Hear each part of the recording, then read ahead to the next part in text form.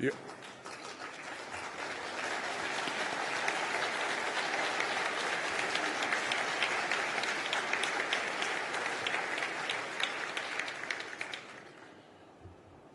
Excellencies, ladies and gentlemen, it's a great pleasure to welcome to this opening session Volodymyr Zelensky, the President of Ukraine.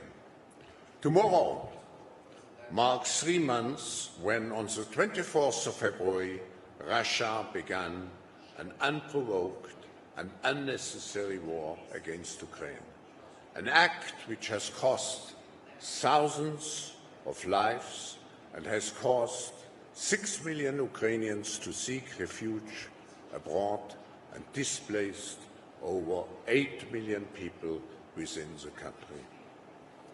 Every country has the right to live in peace, determine its own means of governance, and choose the strategic alliances it wants to have. Every country's territorial integrity and sovereignty must be respected. These are the main principles, as the President of Switzerland has shown us, of international law and the post-World War II order.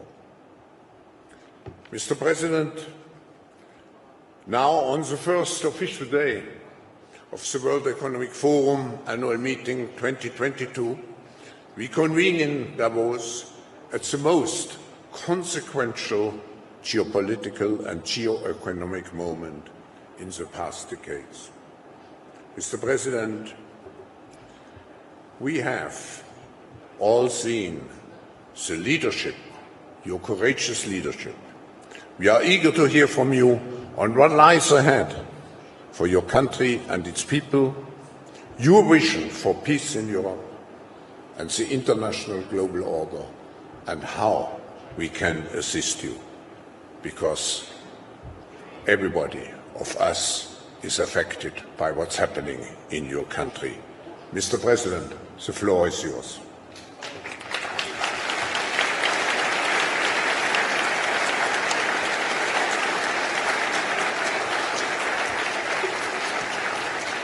Дуже дякую. Дуже дякую. Для мене сьогодні це велика честь. Шановний пане голово, професоре Шваб, шановний президенте Касіс, шановні пані та панове, шановні присутні. Я вдячний за цю можливість взяти участь в дискусії на форумі. Загальна тематика Давосу цьогоріч – історія у поворотний момент, урядові політики і бізнес-стратегії. І саме цього року слова «поворотний момент» не є просто риторичною фігурою. Зараз дійсно такий момент, коли вирішується, чи пануватиме в світі груба сила. Якщо пануватиме, то наші думки і не цікаві. І в Давосі ми можемо більше не збиратися. Бо для чого? Груба сила не шукає нічого, окрім як підкорення тих, кого хоче підкорити. І вона не дискутує, а вбиває одразу. Як це робить Росія в Україні просто зараз, прямо зараз, в цей час, коли ми з вами спілкуємось. До речі, погляньте, будь ласка, на будівлю колишнього російського дому в Давосі. Він перетворений на дім російських воєнних злочинів. І це є приклад їхньої трансформації. Того, що Росія зробила з собою, ставши державою воєнних злочинів. І того, що вона несе світу, надихаючи ще й інших потенційних агресорів. Замість успішних мирних міст, чорні руїни. Замість нормальної торгівлі заміноване море і заблоковані порти в Україні. Замість туризму закрите небо і тисячі російських бомб і крилатих ракет. Ось як виглядатиме світ, якщо цей поворотний момент людство прогавить.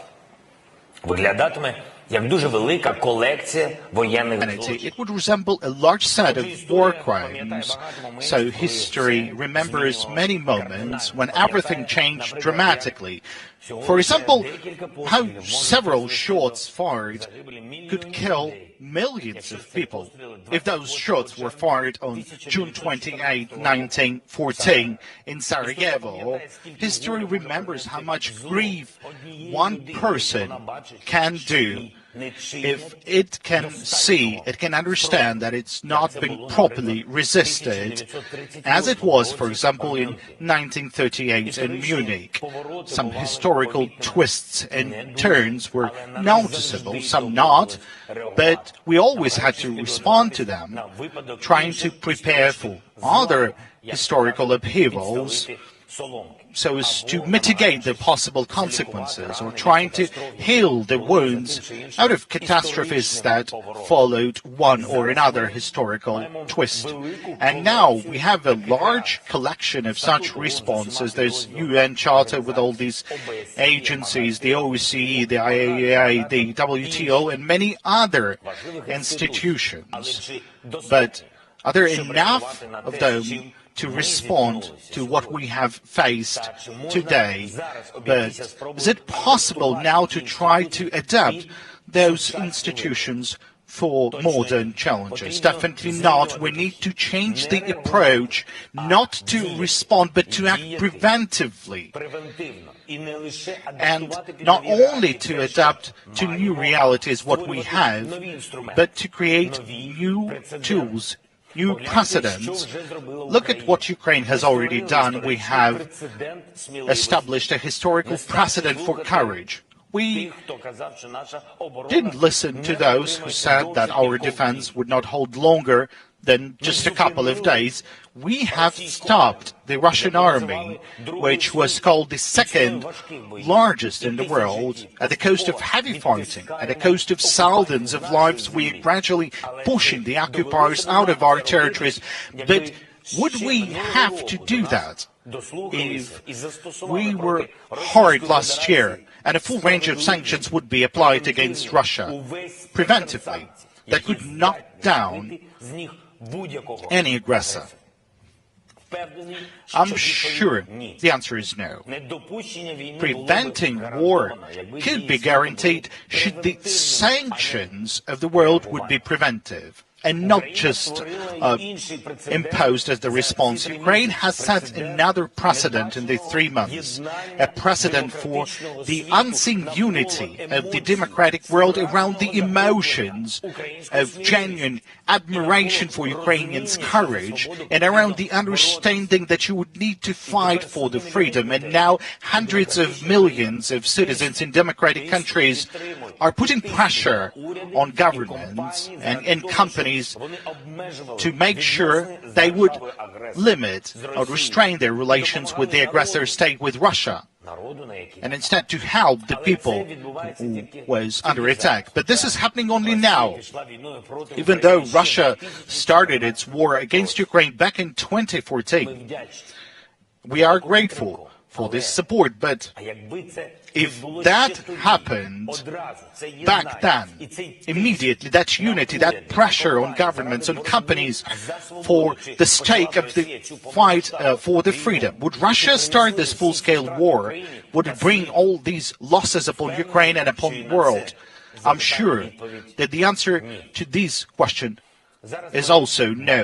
Now we see that the world listens and believes Ukraine, but there's also a certain expectations of the world as to how the situation will be resolved, what tools will work, what new can we create to prevent such aggressions in future, and how do we stop the brute force that has challenged everything that we all cherish and value. That's what the turning point means. Ladies and gentlemen, don't expect for the fatal shots being fired. Don't expect for Russia using their special weapons, either chemical, biological, and even more so nuclear. Do not give the aggressor the impression that the world would not resist enough.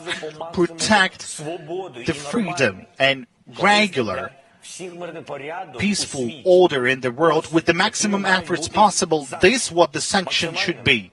There should be maximum, so that Russia and every other potential aggressor who wants to wage a brutal war against its neighbor would clearly know the immediate consequences for their actions. And I believe there's still no such sanctions against Russia. And there should be Russian oil embargo. All the Russian banks should be blocked. No exceptions. There should be an abandonment of the Russian IT sector. There should not be any trade with Russia.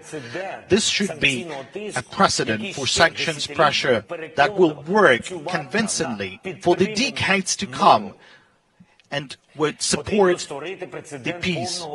It is necessary to set a precedent for the complete withdrawal of all foreign businesses from the Russian market, so that your brands would not be associated with war crimes, so that your offices, bills and goods were not used by the war criminals in their bloody interests.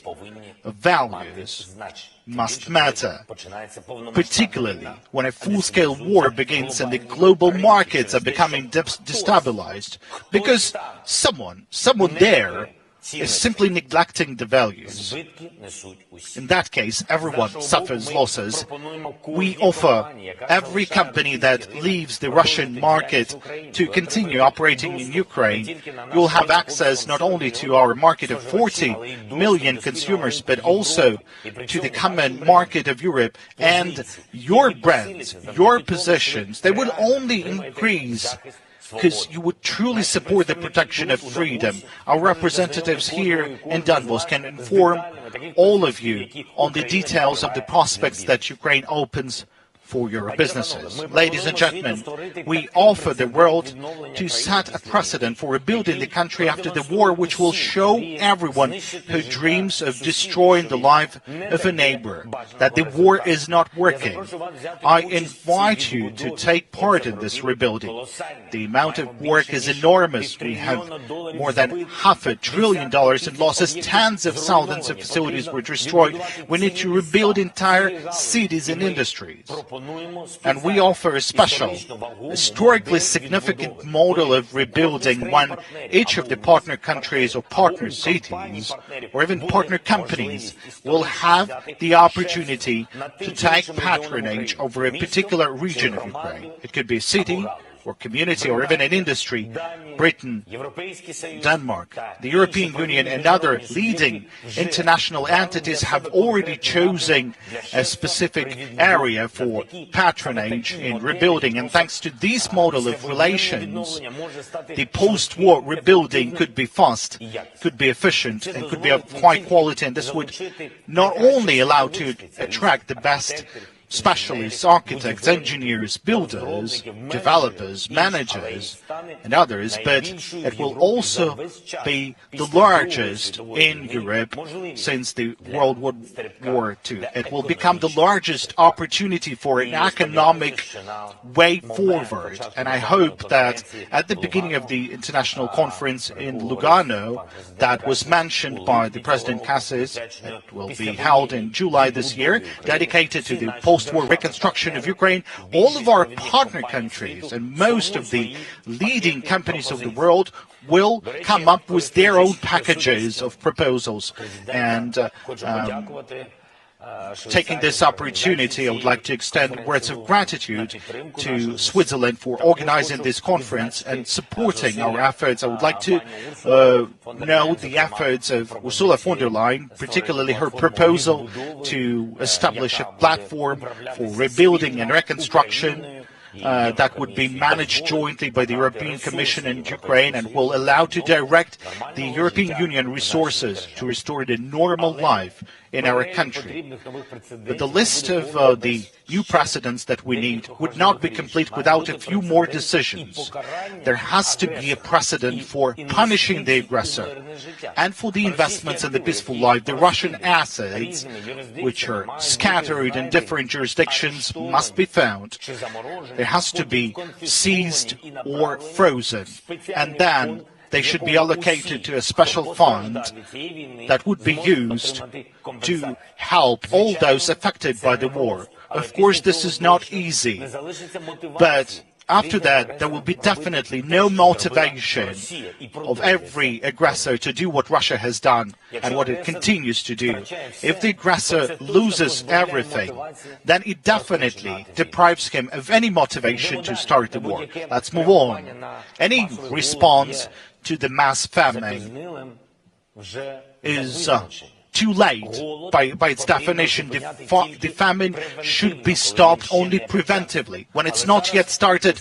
But now, the world simply has no tool like that, and we propose to establish the Organization for Responsible and Democratic States, exporters of food products who can act with respect for human rights and global trade rules. The motivation for us is very simple. Whatever the turning points they are in history, the humanity should have a tool to protect itself against the hunger, and Ukraine is ready to provide a platform for the activities of this new organization, which is definitely an important one. And one more aspect, this war of Russia against Ukraine convinces everyone that support to the country under attack is the more valuable the sooner it is provided.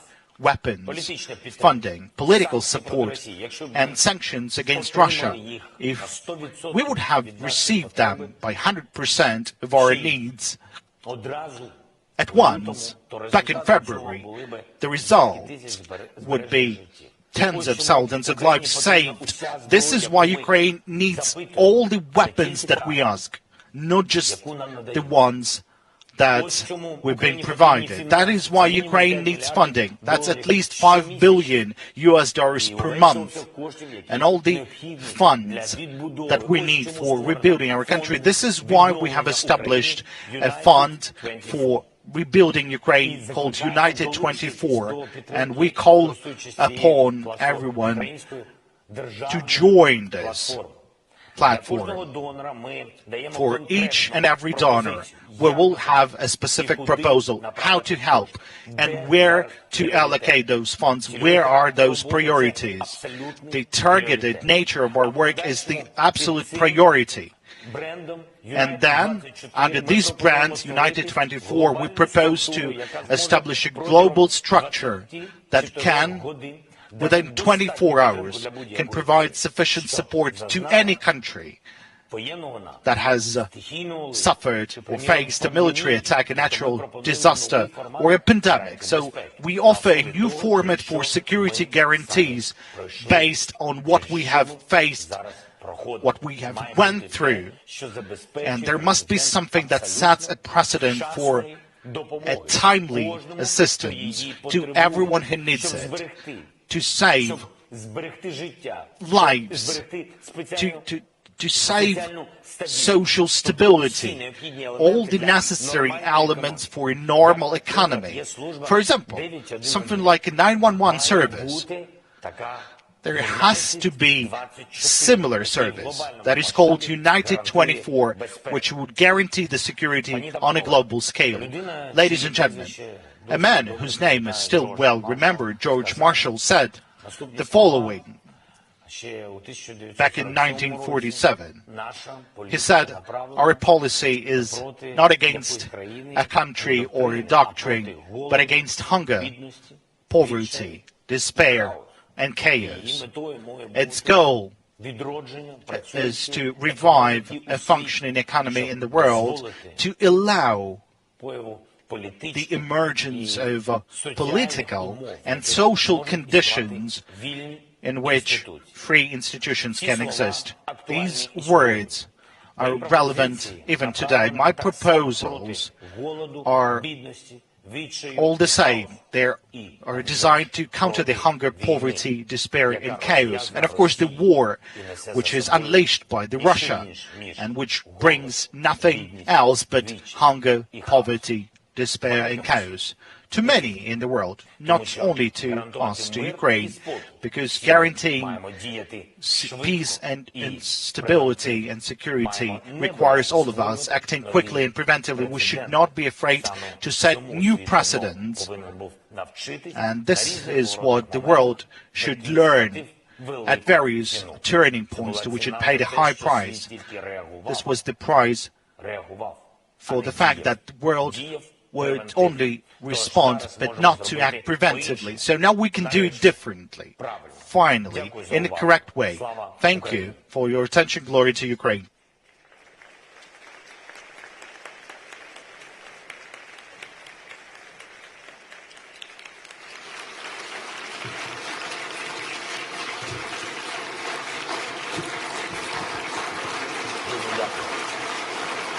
Thank you so much.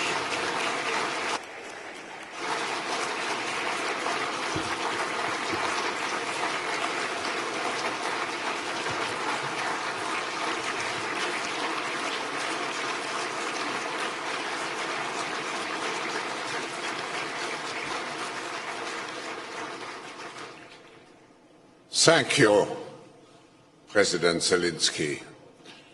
You have shown us the magnitude and the complexity of the issue and what is actually at stake. Mr. President, if I may have still two questions. The first one is the following. What is your dream? How do you see Ukraine in the future? What is your vision for Ukraine in the future?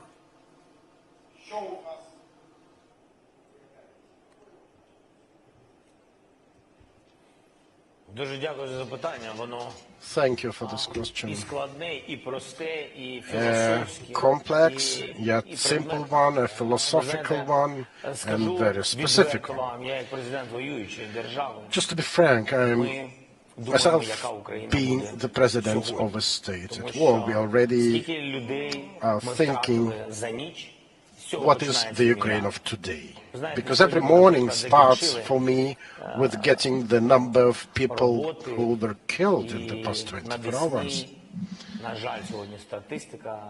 Unfortunately, according to the statistics, we've got 87 dead bodies, 87 victims today in Desna, nearby Chernihiv, just today. So the future of Ukraine will be there, but without them.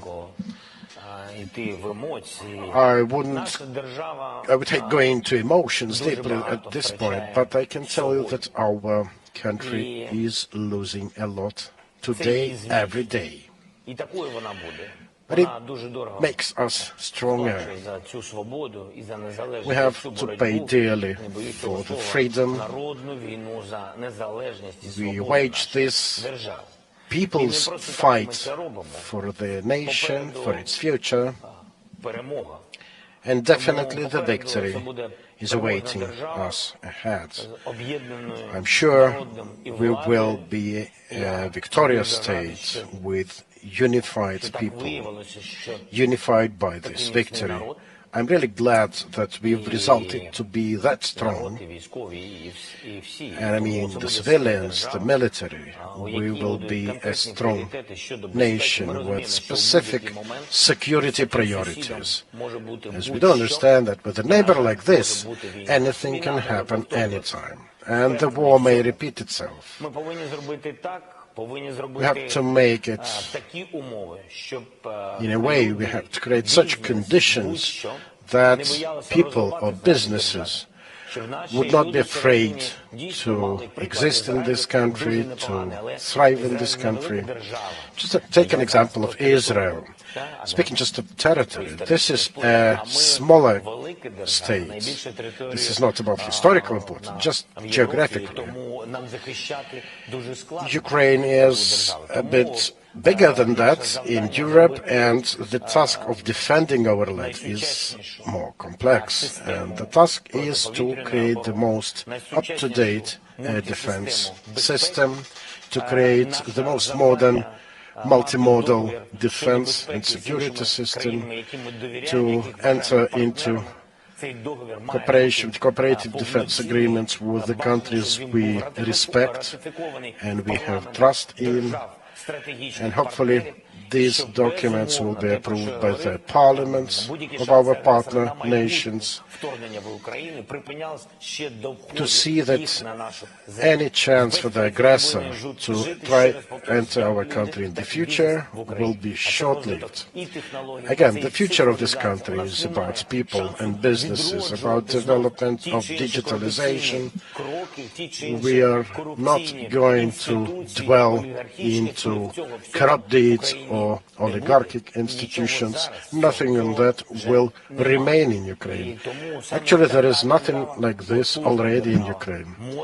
And I think this modern, this safe nation,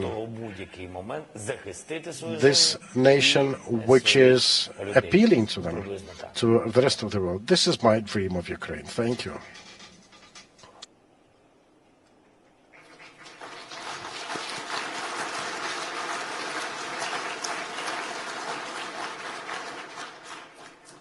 Mr. President, your country is playing a substantial role in feeding the world, if I may say so, and your exports at the moment of food products are interrupted. How can we help to restore Ukraine as a major, to fulfill its function, to be a major contributor in order to avoid a food crisis which would be so dangerous for all of us in the world and so painful? What can we do, and what can you do? What can we do for you?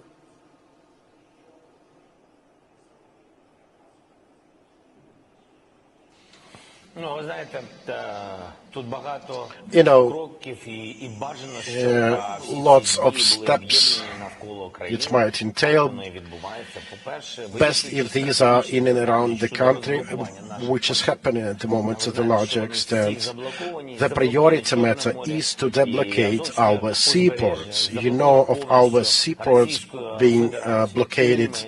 The whole of the Azov Sea, most of the Black Sea, this has been done by the Russian Federation. And you probably know that they are stealing our grain on a daily basis. The Russian military are doing this, smuggling them by ships to other countries. And we need to react promptly on that. Our Minister of External Affairs is actively working with the peers and services in other countries. And actually, it's a tricky question itself, how you as a country can buy grains that you know for sure have been smuggled by Russians from Ukraine. So we work in this direction. Along diplomatic channels, and other countries have been assisting us, and that because we won't be able to fight these Russian Federation's actions all alone. So another point is how to deblocate our ports, seaports. The European Union is engaged. I've talked to Boris Johnson, to Andrzej Duda from Poland, to Turkey, to Switzerland. We talked to the United Nations, asking for substantial, real steps towards establishing a corridor which would allow exports of our wheat, sunflower, and other grains, because otherwise there will be a deficit, and you know it will happen everywhere, in Asia, in Africa, everywhere. And this will be like, you know, a continuation of the energy crisis they launched the previous year.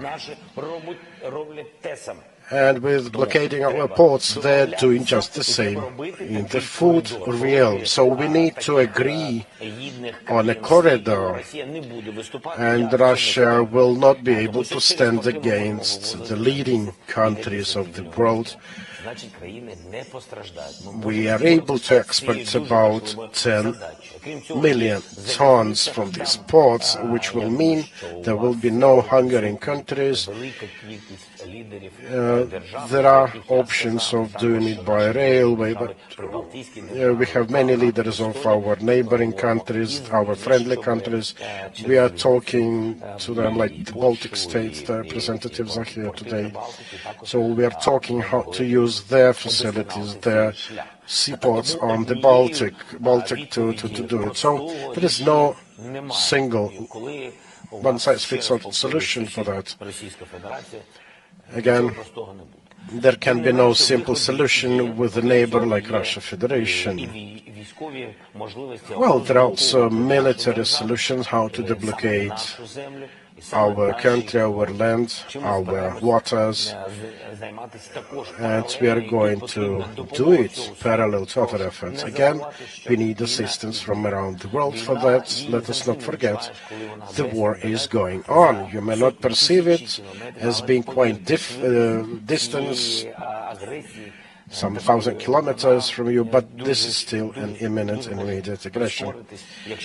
And it can speed up if Ukraine fails. The blockade of seaports is one of those steps.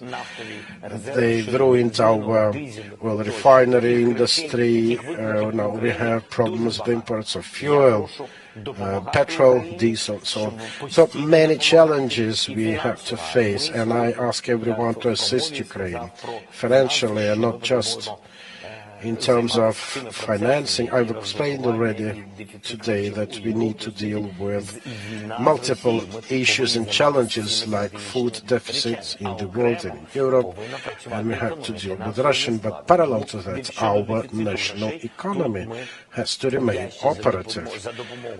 And financial assistance, and we are deeply grateful to international, particularly financial institutions for their assistance like the IMF. I'd like to particularly personally thank Kristalina Georgieva for her understanding. I would like to thank the United States of America for the support. Some of the recent packages have been recently signed by President Biden. So we welcome it, but we want everything to come as fast as possible because much depends on the speed.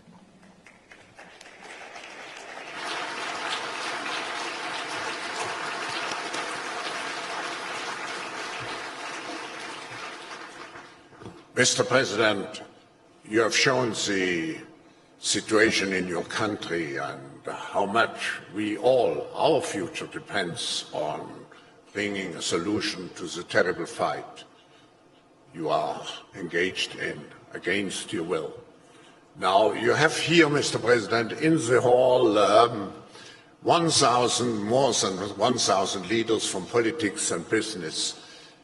If you had a personal wish to each of those leaders, and if you would address individually each of those leaders, what would be your message to conclude our session today? What would be your message to each of the leaders here? Your personal message.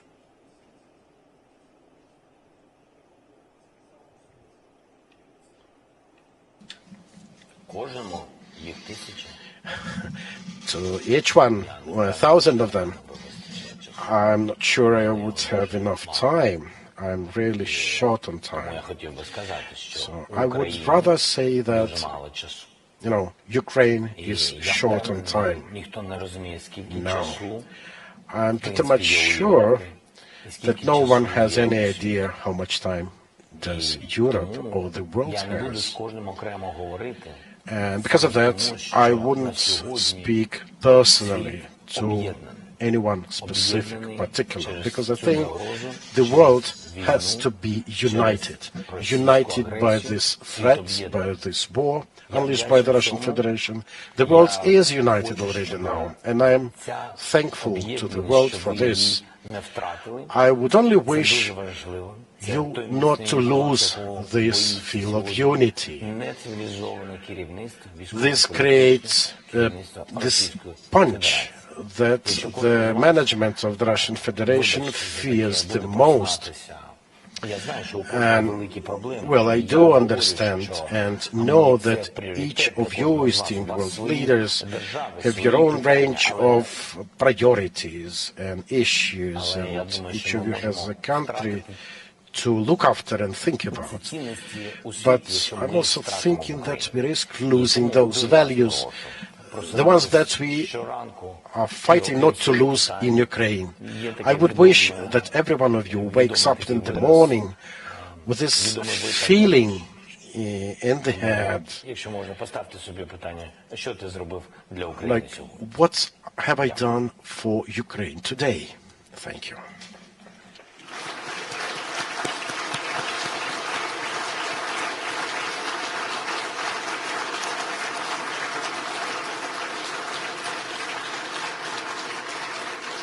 Mr. President, I can conclude this session by thanking you, by saying we are all united with you. Thank you.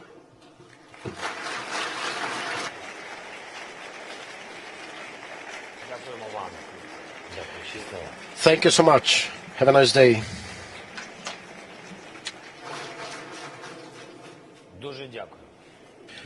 Thank you indeed. Thank you for